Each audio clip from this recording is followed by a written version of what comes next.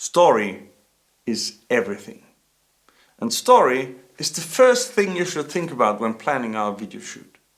But you'll probably return to it often, because once we start thinking about the rest, like the location, etc., things might change, and so will the story.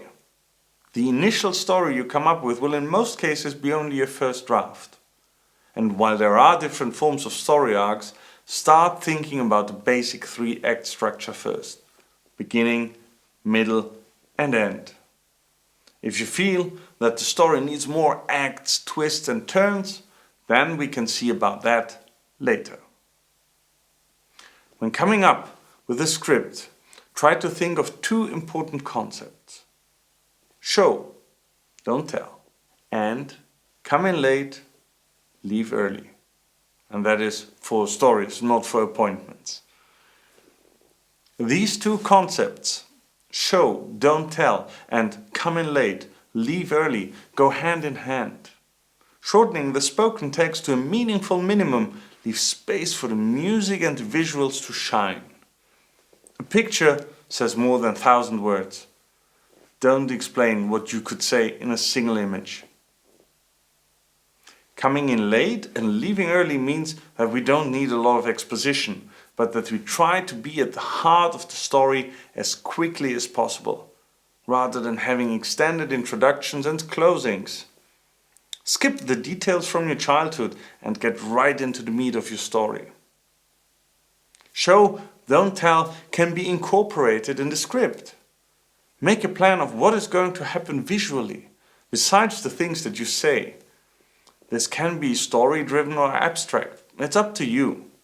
In any case, it helps if it is laid out beforehand, rather than hoping we'll find something on location that fits.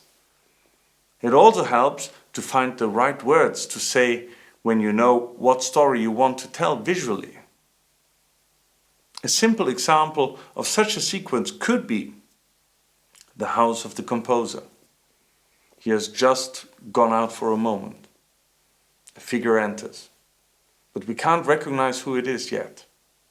We see the feet, we see the hands. The figure walks up the stairs and closes in on the room.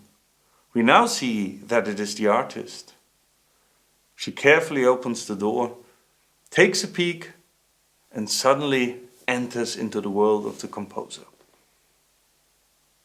This example is rather simple, but in this specific case, the Beethoven house in Mödling has a room specifically designed as if Beethoven had just left for a moment. It worked quite well, I think. That being said, this was actually a rather improvised idea I had for the location I came up with when I arrived there. A lot more could be done with careful planning. So I invite you to plan your story as much visually as in terms of spoken word. There are, of course, limitations to what can be done based on our equipment, time available and many other factors, but I will talk about that in the location chapter. Still, if it is worth it, I will gladly go the extra mile to try and find a way to realize it. Also, don't worry if you can't fill in all the details. We will help. Another good concept to keep in mind for your story is therefore and but instead of and. Sounds cryptic? Not so much if you hear an example. This is X, and this is Y, and this is Z. Compare this to this is X, therefore this is Y, but this is Z. Still, this method can help you detecting weak points in your storyline. Having 5 random topics that are remotely connected to the overall story aren't going to come across as coherent.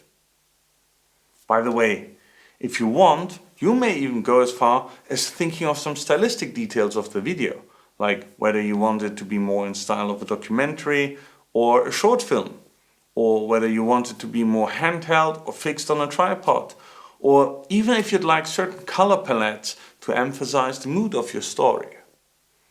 There are many more questions like these, and you might say, isn't that your job to figure out as the videographer? Well, Yes, you're partially right, but I'm not offloading all these things onto your shoulders, but rather giving you the opportunity to make as many artistic choices as possible, beforehand that is. For many companies, producing a video is a matter of routine. I don't want to produce your videos routinely, but to make each and every one of them as unique as you are. Even if it means more work for all of us. And in case the thought creeps into your mind, no, I'm not being paid by the hour. So hopefully this inspires you to think of your story not as a chore you have to hand in by a certain deadline, but as a chance to actually make a small movie about yourself and your music. I think that is a wonderful thing, and I'm looking forward to reading your stories. To summarize, show, don't tell. Rather than writing down every element of your story as spoken word, try to think of visual and musical means of telling the same story. Come in late, leave early. Avoid filler, cut to the chase.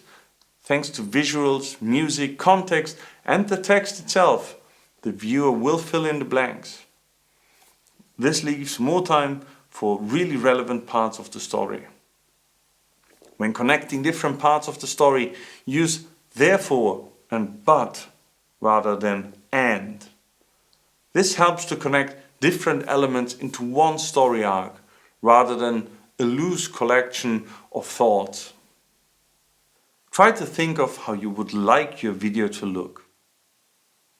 The more you contribute to designing the overall story, the more you can expect to see your own ideas represented in the final product. If you cooperate less, your say in the final edit will be less as well. This is it for the basics. Now the real work starts. Good luck with it, and if you have questions, you can always ask me.